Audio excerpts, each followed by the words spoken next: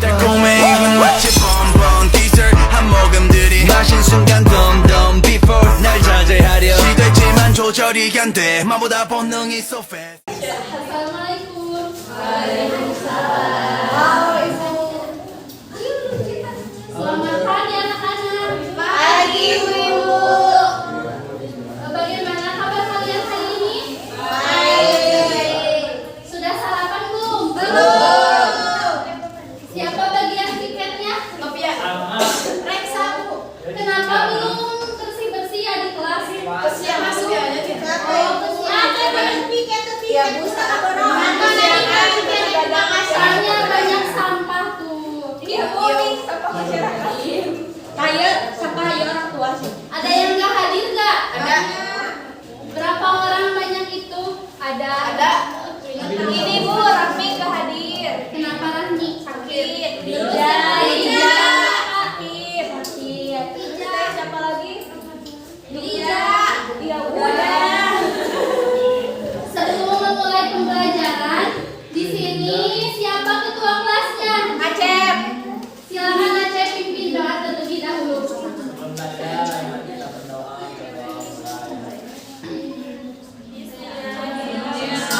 Bismillahirrahmanirrahim. Oke, untuk sekarang supaya pembelajaran kita semangat, Ibu ada jadwal terlebih dahulu. Ya, paham? Kalau bilang tepuk semangat, semangat. Tepuk 1, yes. Tepuk 2, siap. Tepuk 3, konsentrasi. Tepuk 4, siap belajar. Tepuk konsentrasi. Aku konsentrasi karena aku ingin tahu. Guru yang berbicara, aku yang mendengarkan. Siap? Siap. Bu, boleh kalau guru yang berbicara, aku yang mendengarkan. Jadi jangan. Oh iya, boleh. Kita ngomong Bu. Iya, siap. Tepuk semangat.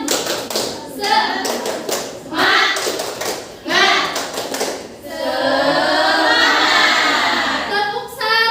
Yes. Tepuk 1. Yes. Tepuk 2. Siap. Tepuk 3. Konsentrasi. Tepuk 4. Siap belajar. Tepuk konsentrasi. Aku konsentrasi karena aku ingin tahu. Guru berbicara, aku yang mendengarkan.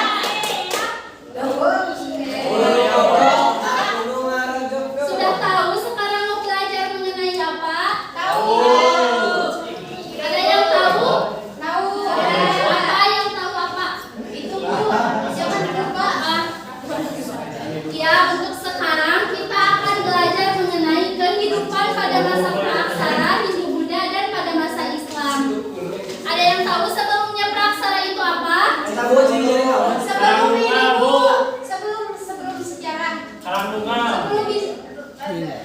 Untuk sekarang perhatikan ya. Perhatikan.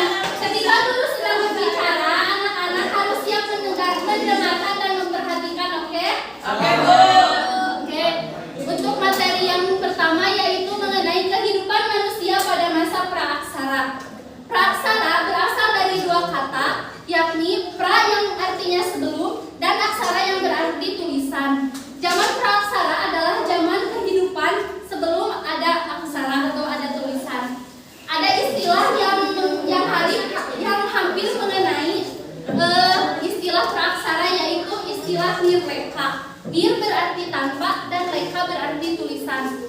Karena belum ada tulisan, maka untuk mengetahui sejarah pada masa praaksara dan hasil-hasil kebudayaan manusia adalah dengan melihat beberapa sisa peninggalannya. Kemudian, pada masa praaksara dibagi menjadi 3. Yang pertama yaitu ada masa berburu dan mengumpulkan makanan. Pada masa ini, manusia hidup secara berkelompok dan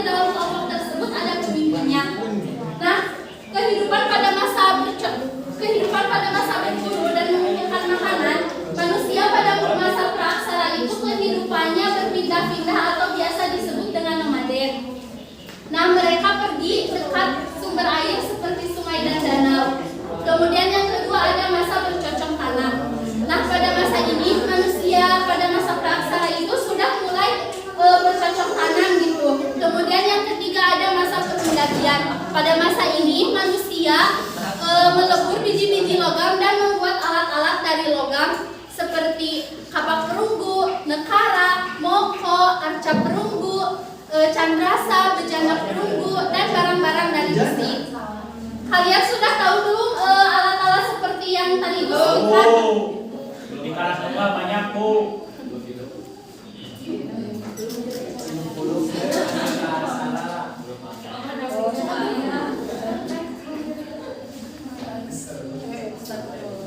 Bu, kalau masa bercocok tanam itu apa, Bu? Itu tadi masa manusia itu mulai bercocok tanam, mulai menanam padi, menanam biji-bijian. Bu, kapak lonjongnya, Bu. Nah, beliung keringgi atau persegi atau kapak persegi itu seperti itu yang di atas kelihatan tidak? Kelihatan. Nah, gerabah itu yang seperti itu. Kemudian ada kapak lonjong, ada perhiasan, dan ada mata panah. Kemudian pada masa perundagian juga ada beberapa peralatan seperti kapak conong, candrasa, corong, candrasa, nekara, arca perunggu, dan moko. Kemudian yang kedua yaitu ada masa Hindu-Buddha. Silakan kalian simak ya materi berikutnya. Nanti ada kuis di akhir. Cuma 3.000.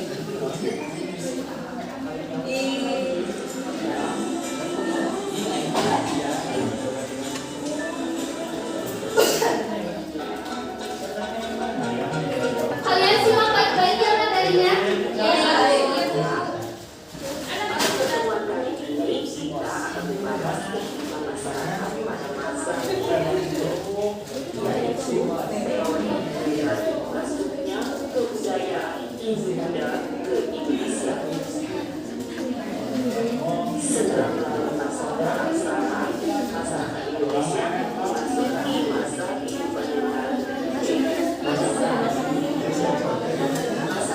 Anak-anak perhatikan.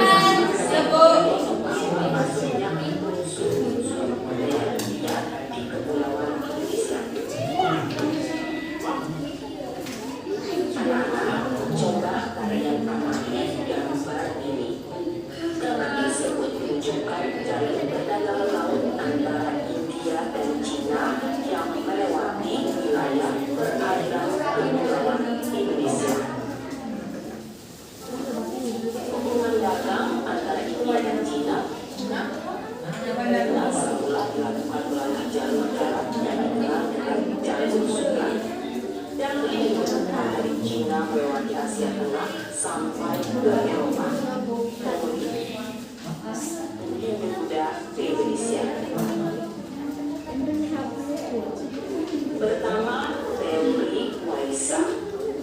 Teori Waisa dikemukakan oleh A.J. Krohn. Ia bagaimana prosesnya kebudayaan Hindu oleh pedagang India.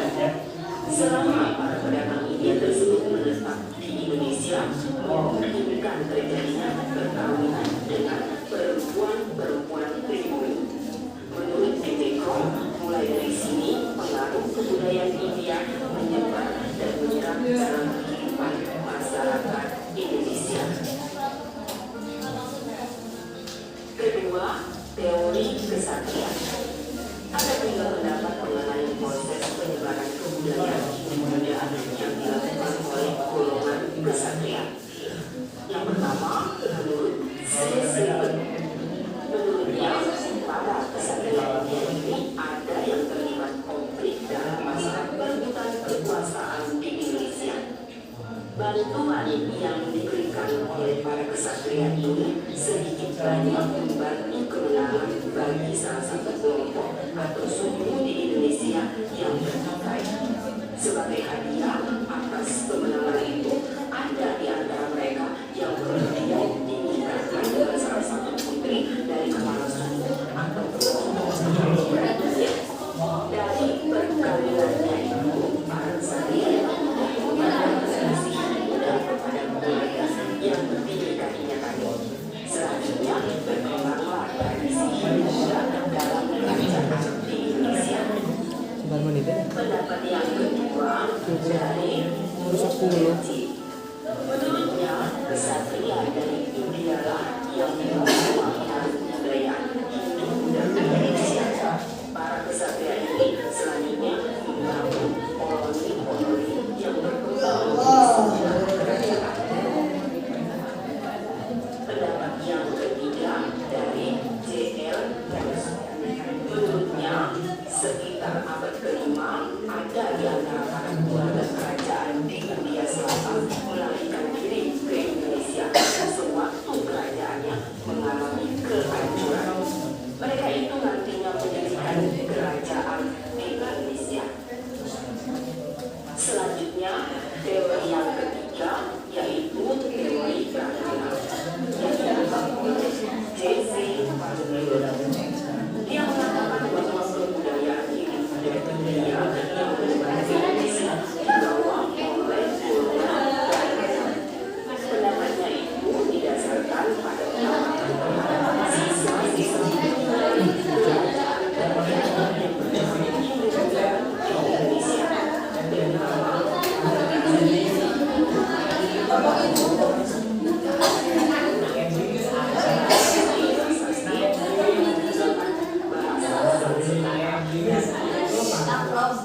karena ada golongan Brahmana yang menguasai bahasa dan begitu, maka sangat jelas isi bahasanya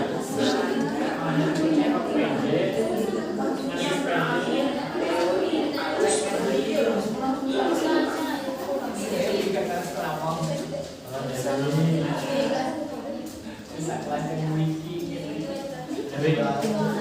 pulang ke jalan.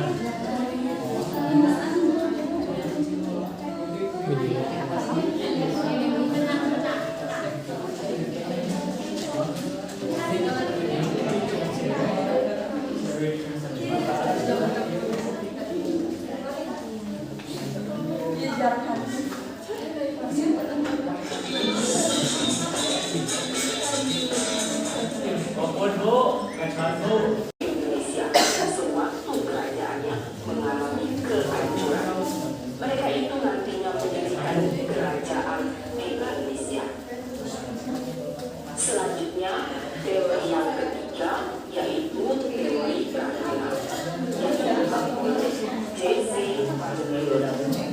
Dia mengatakan bahwa kebudayaan ini dari India yang berbahasa Indonesia dibawa oleh golongan Brahmana.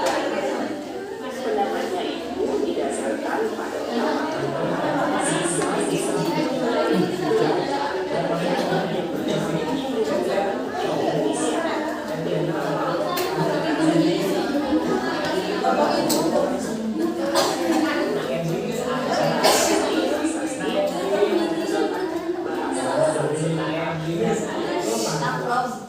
karena ada golongan Brahmana yang menguasai bahasa dan begitu, maka sangat jelas isi bahasanya yang terakhir teori arus berpikir yang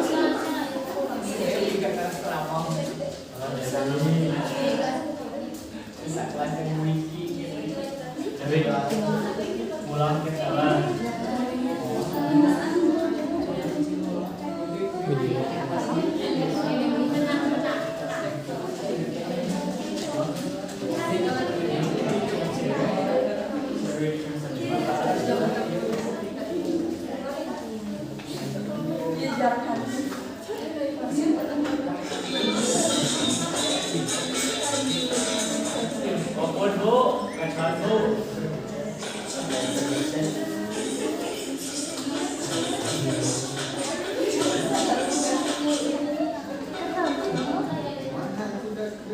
mengatakan bahwa kebudayaan ini karena ada golongan Brahmana yang menguasai bahasa dan begitu, maka sangat jelas di sini adanya berani Brahmana. Yang terakhir teori arus baik yang diungkapkan oleh F.D.K. Teori ini menyebutkan bahwa banyak pemuda Indonesia yang belajar agama Hindu Buddha ke India. Setelah mengetahui ilmu yang banyak, mereka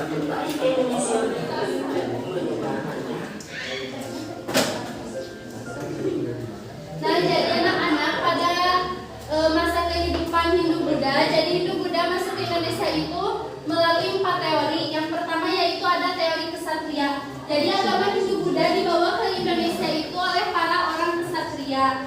Kemudian yang kedua ada teori Vaishya. Jadi agama Hindu-Buddha dibawa ke Indonesia oleh teori Vaishya, artinya oleh para pedagang. Kemudian yang ketiga ada teori Brahmana.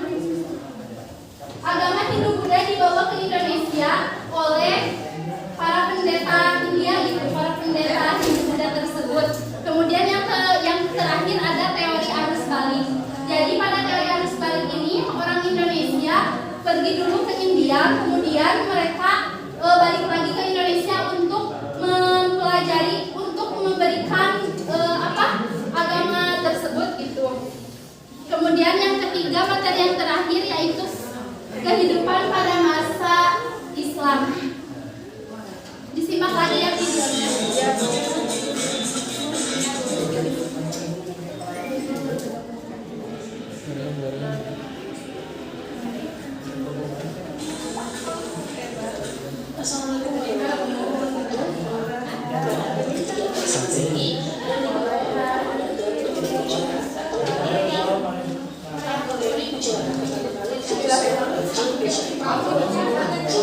Mama,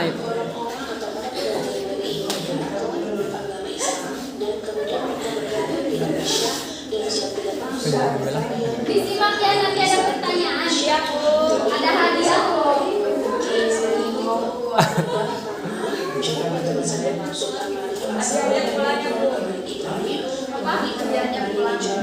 Kan ini hadiah beneran. Ini ada di tas. Bukan.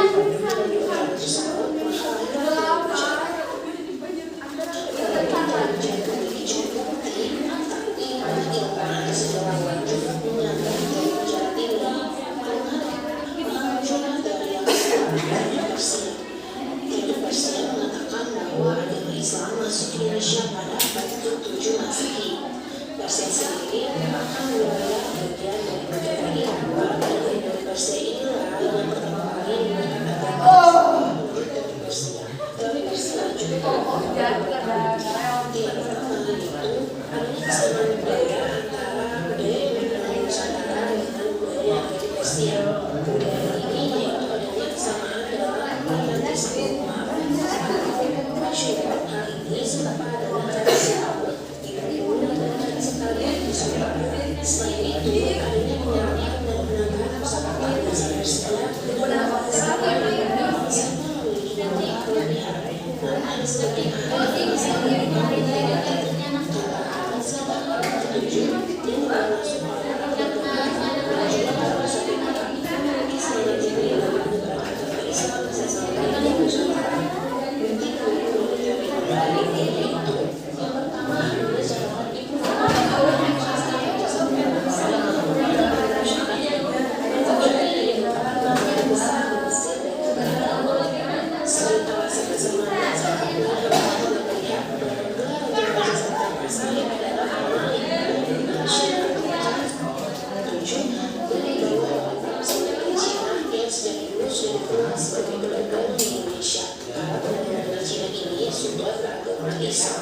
Kemudian mendapat agama Islam kepada tradisi awal. Sekalian disuruh. Selain itu, adanya penyampaian dan penambahan kosakata bahasa Persia beberapa kosakata yang biasanya memiliki nama kelebihan dan ada sebagian ahli bisa mengenai dengan antara abad ke-7 dan masuk pada abad ke-8 memiliki sebagian dari beberapa agama Islam sesuai dengan Nusantara.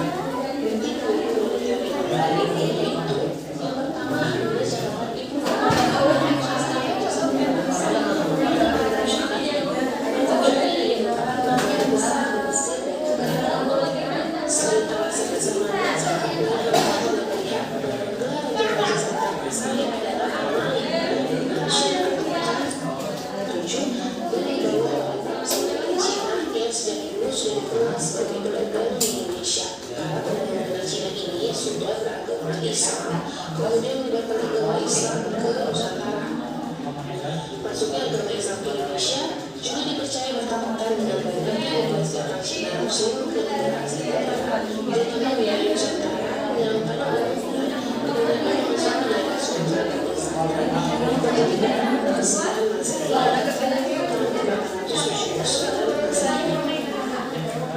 sini ini juga bisa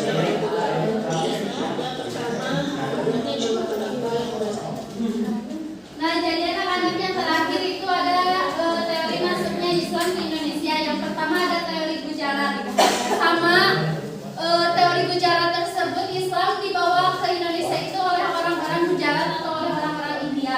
Kemudian yang kedua ada teori Persia. Islam dibawa ke Indonesia itu oleh orang-orang Persia. Yang ketiga ada teori Mekah. Islam juga dibawa ke Indonesia oleh orang-orang Mekah. Dan yang terakhir ada teori Cina. Jadi dulu itu orang-orang Cina itu ada yang Islam gitu, kemudian dibawa ke Indonesia betul disebarkan. Nah, untuk sekarang kuis ya. Ya Bu, ya Bu.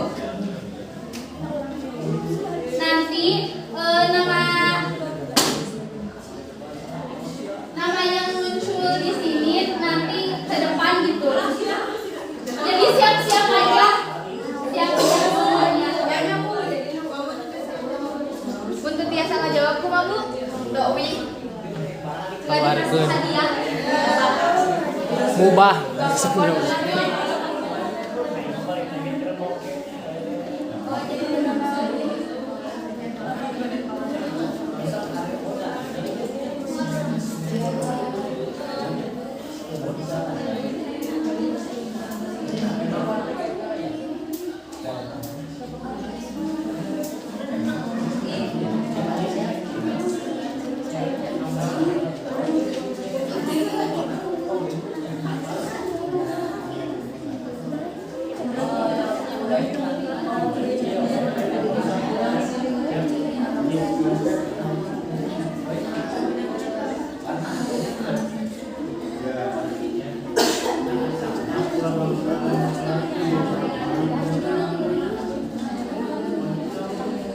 Siap-siap ya, nanti yang namanya di Zoom ke depan.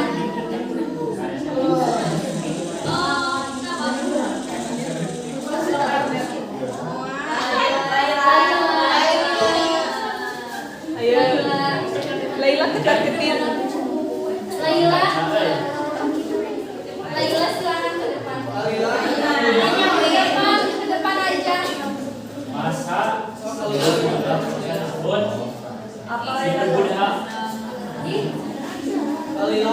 Oh, pencet. Bukan. Belum. Silakan mau pilih kotak nomor berapa? Nomor 1. Masa penasaran? Tadi tidak mendengarkannya.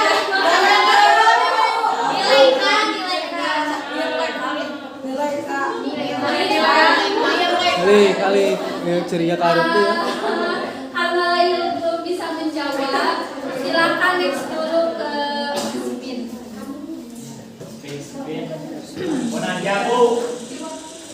Di waktu ya, makanya kalian tadi harus mendengar.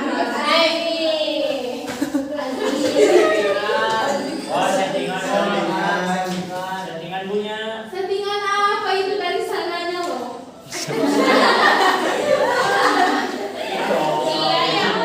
Asli mau ke depan tidak? Mau silakan ke depan dulu. Arifin aku saya siap. Mau pilih nomor berapa? Tiga boleh nomor 1. Nomor 2.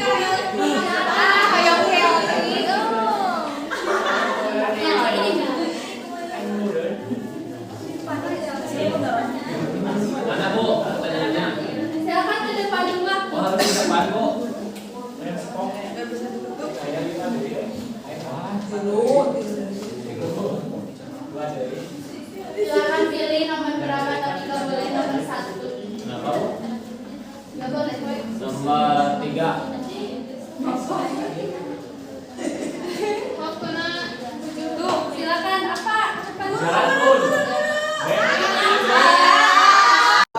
Pencet, pencet. Bukan. Baiklah, tolong dijawab. Belum. Silakan mau pilih kotak nomor berapa? Nomor 1. Masuk salah. Tadi tidak mendengarkannya.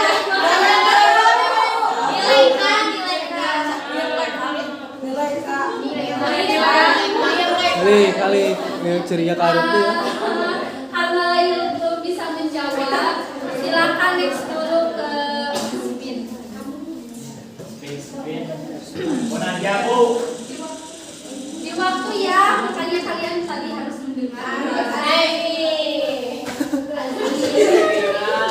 Oh, settingan. Settingan punya. Settingan apa itu dari sananya loh?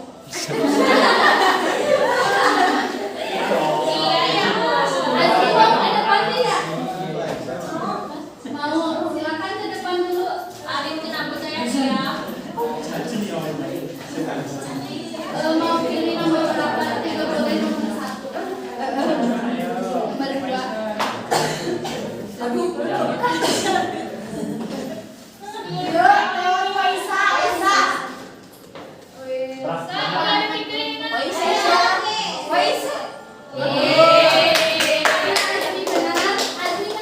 hadiah. Bukan, ini so tahu kok, Mak.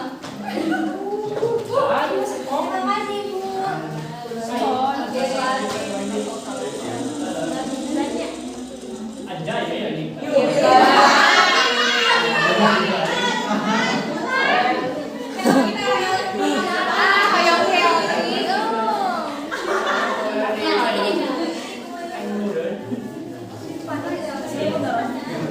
Mana Bu? Pertanyaannya. Silakan ke depan dulu. Oh, harus di depan Bu.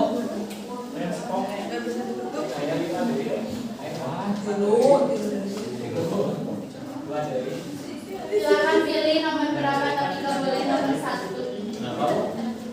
Nggak boleh. Nomor 3. Waktunya tuh, silakan apa? Jalan pun.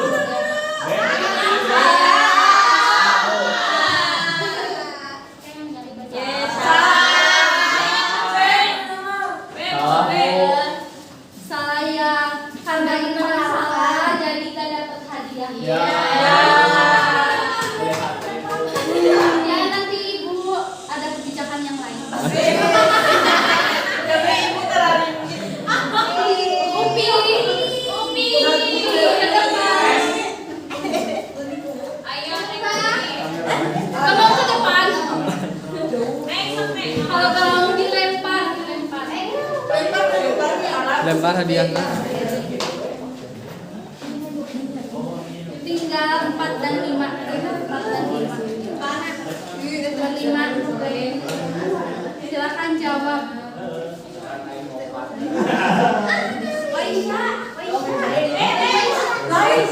Walaupun masalah.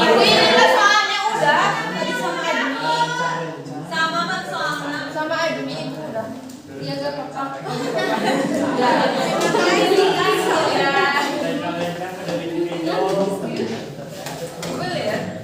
Ya.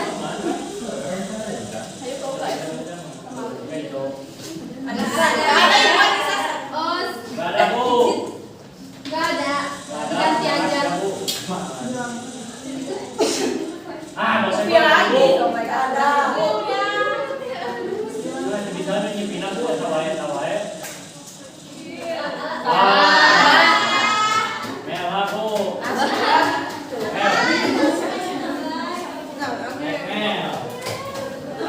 Caranya lah. Tadi tinggal tersisa 1 nomor 4.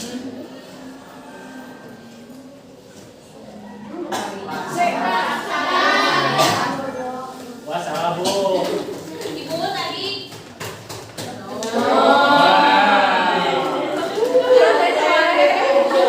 Karena masih ada hadiah, ada yang mau menyimpulkan tidak?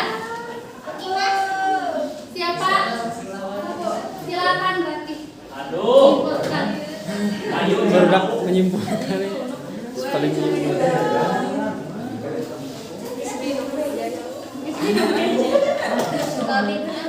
Kau rangkeun geus, kau rangkeun.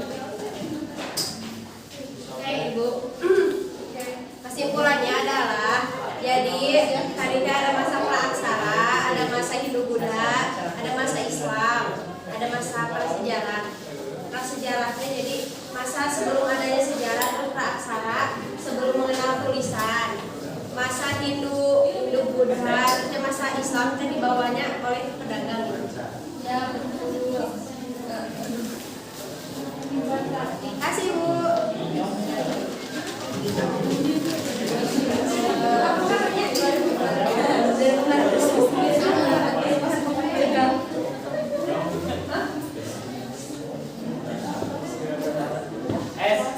Si Ijong memang. Karena waktunya sudah selesai, jadi kalian paham tidak? Paham Bu. Ya. Sebelum pulang, silakan tutup doa terlebih dahulu. Oleh Acep, tadi oleh Acep ya, pimpin doa. Ya. Silakan sekarang pimpin lagi. Pulang marilah kita berdoa.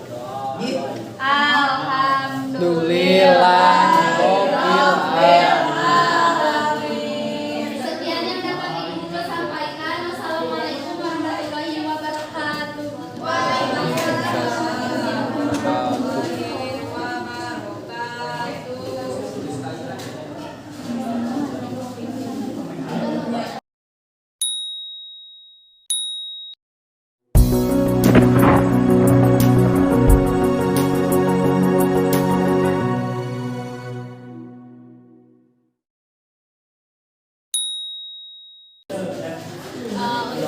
Untuk kelompok 8 penyampaian materinya udah bagus, sudah lengkap, udah jelas. Cuma kayaknya respon dari anak-anaknya kurang.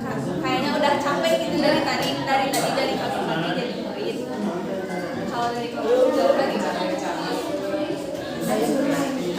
Kalau pas ini pas mediasi, kalian itu diskusi sama anaknya kurang udah.